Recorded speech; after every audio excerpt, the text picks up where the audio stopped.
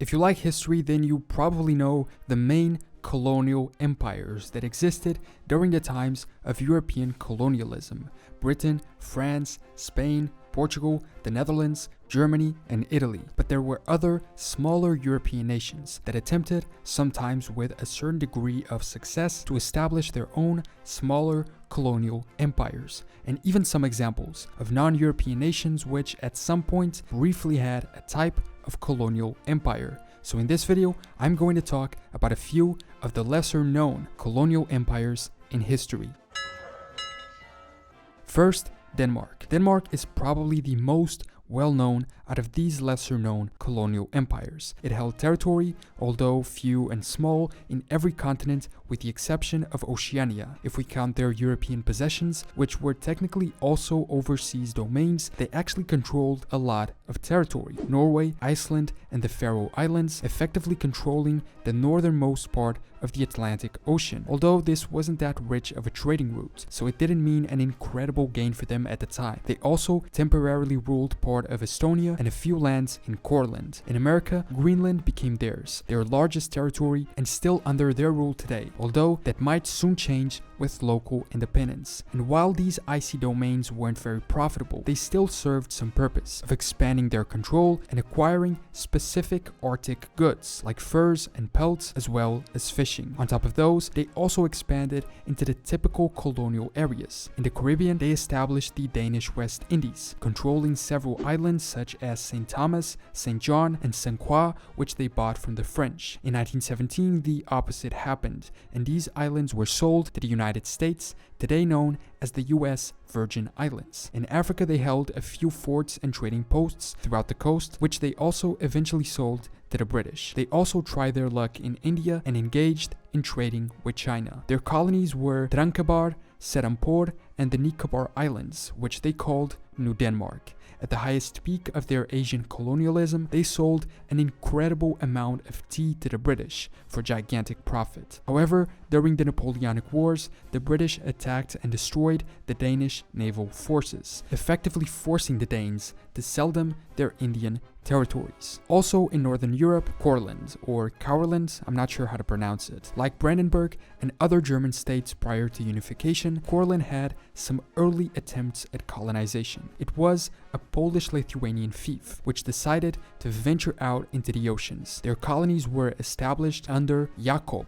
Duke of Courland, and were, due to Courland's status, indirect colonies of the Polish-Lithuanian Commonwealth as well. And at this time, between 1642 and 1682, Jakob's reign, they had one of the largest merchant fleets in all of Europe. They made voyages to the West Indies, where settlers established the first colony in Tobago. The first attempt at the colony was apparently a failure, but it was refounded and seemed to go well the second time around. This was in 1639. A while later, in 1651, the Dutch gained a colony in Africa on St. Andrew's Island in the Gambia River. They also gained control of additional land, including St. Mary Island, modern-day Banjul, and Fort Gilfamc, but they only held control of these lands for less than a decade before ceding them to England in 1664. The cedence happened because Courland was weakened during the Northern Wars against Sweden. In America, the Tobago colony also failed, mostly, I think,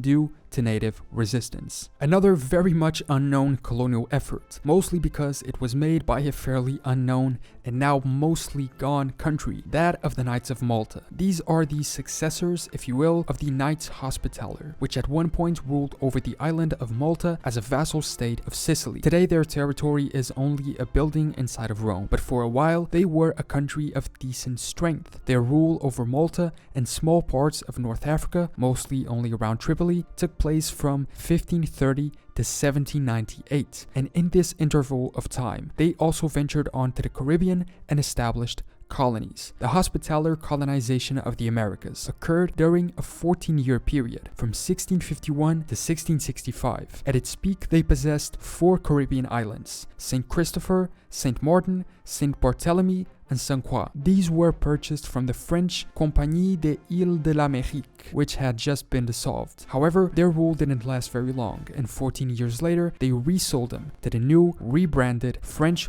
West India Company. Still in southern Europe, we have Ragusa. Ragusa was at the time a Croatian city-state, located on the Adriatic coast. Unknown to many, it sort of had a colony in India. Ragusans were famous merchants and navigators, and their mercantile republic, as the name implies, relied heavily on trade. At one point in history, they had one of the largest trading fleets in Europe, and embassies in many European cities to be able to facilitate trade with these countries. Probably wanting to expand their trade with other continents, in the 16th century, they had an attempted colony in India. It was within Goa, a Portuguese domain in the region, so Ragusan sovereignty was never a thing as far as I know. But they established a trading outpost in the Sombraj colony, with many native Ragusans moving to the area. They built this church, replicating one in their home city and dedicating it to Dubrovnik's patron saint, Saint Blaise. It apparently went reasonably well at first, but then, for whatever reason, trade between them and the Indians began to slow down, and many settlers moved away from the colony. In 1667, Dubrovnik suffered a tremendous earthquake, which destroyed much of the city and ended its prosperous trading business. Their financial and military power became much smaller, even in Europe, and so any colonial ambitions and projects were fully abandoned. A major country at the time that could never really establish a strong colonial presence was Austria/the Habsburg Empire. However, they tried. Austria briefly tried to colonize the Nicobar Islands in the East Indian Sea, but just like the Danish tried and failed, so did the Austrians. After the Danish left, the Austrians took over the island chain and stayed there from 1778 to 1783. Eventually, the colony was abandoned because of the death of Gottfried Stahl, who was in charge of the territory. Austrian interest in overseas domains declined even more, and eventually they just sold it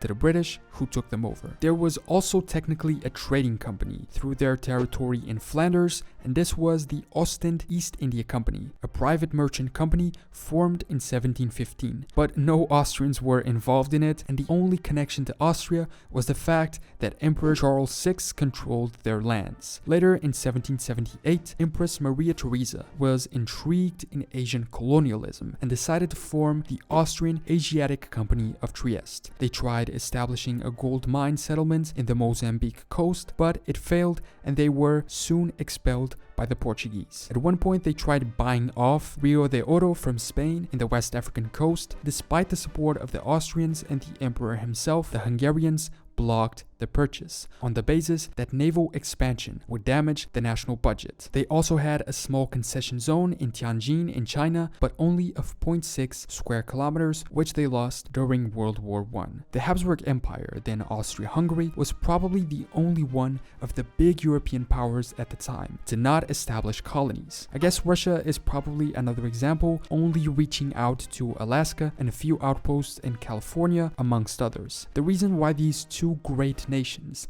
didn't venture out to the oceans that much is simple. They ventured out by land. Austria-Hungary's empire took over the territory of other natural nations, if you will, like Bosnia, Serbia, Croatia, and so they were already expanding their rule over these new lands. They were also extremely problematic lands, and so they kept them busy enough so that they wouldn't, or most likely couldn't, venture out anywhere else. They had enough problems in Europe as it was. Russia also expanded by land, but differently. They ruled over some problematic places too, but also mostly other uninhabited places, like Siberia, a gigantic territory whose Russian colonization and annexation some compare to the temporary rule that the British had over India. I'm not sure I agree, but it was definitely important. Further north, Sweden. Like Denmark, Sweden also had a few significant colonies in Africa, America, and Asia. In Africa, they held the Swedish Gold Coast, or Cape Coast, in present-day Ghana, with a few settlements: Fort Apollonia, Christianborg,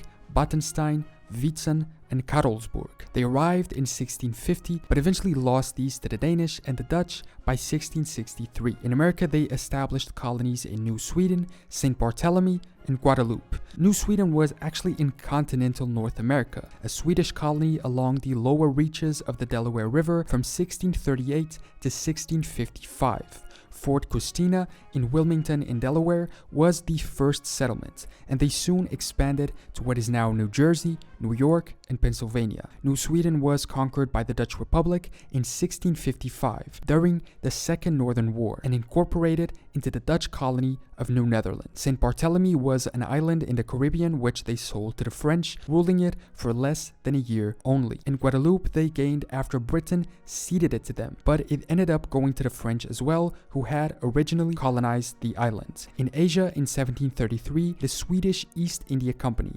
established a factory in Porto Novo, now Paringuepetai, although after a month it was destroyed by the British and the French, and it really seems that the major European powers played an important role in stopping these other small ones from ever achieving their level of power in colonialism. And still in Scandinavia, Norway. It seems the first colonial experience of Norway was different than most countries. They didn't have colonies of their own, and not even a trading company as far as I know. They simply controlled the company Société do Madal in Portuguese Mozambique, which owned coconut plantations and a palm oil factory. Their only real territorial expansion, which I guess we could call colonialism, happened much later in the 20th century. Norway occupied Eric the Red's land on Greenland from 1931 to 1933. Their expeditions of Antarctica led to Norway's annexation of Bovet Island in 1927 and Peter I Island in 1929. Their later expansion into the open seas kind of led to their full-on annexation of these islands until today, not losing them in the decolonization process, as was the case for most of Europe's overseas territories, although these were uninhabited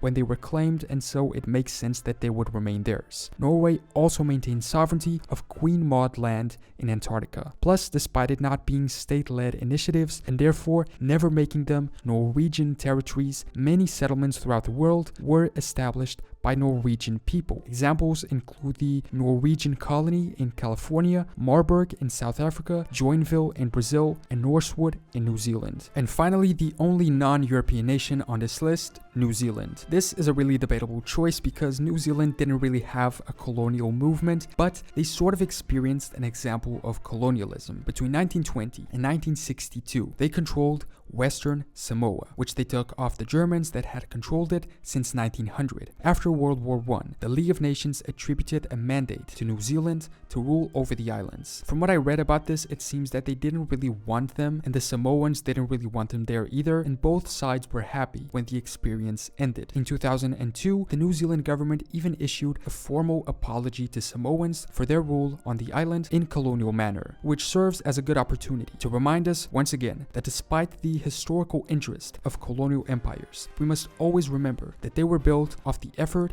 and exploration of natives, in the majority of cases forcing people to work only for the colonizers' profit and submitting them to a foreign power just because it happened to be stronger. So those were some of the lesser known colonial empires that have existed, from tiny attempts that were ultimately a failure to other ones which were indeed somewhat successful but just happened to not be very well known because they are so much smaller than the empires of other major European powers. These were the main ones I could find, and other than New Zealand, they are mostly confined to Europe, and even New Zealand kind of has a European dimension considering its role as a British domain at the time. So if you know of any other short-lived or just territorially small colonial empires in history, just let me know in the comments and I can make another video on this. Thanks so much for watching this video. Subscribe if you want, and I will see you next time for more general knowledge.